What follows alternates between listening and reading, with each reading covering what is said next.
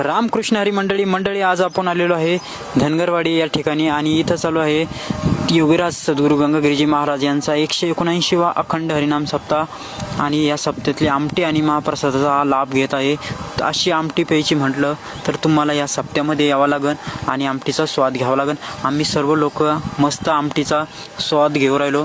चौथा दिवस आहे आज आणि आमटी भरपूर खायला भेटते, प्यायला पण भेटते। आवर्जून या, फक्त घरी बाटल भरून भेटत नाही आणि इथं तुम्हाला येऊन महाप्रसादाचा लाभ घ्यावा लागेल। जे काही आपल्याला खायचे आहे ते इथंच भेटणार आहे, बाटलीमध्ये कोणाही घेऊन जाऊ नये।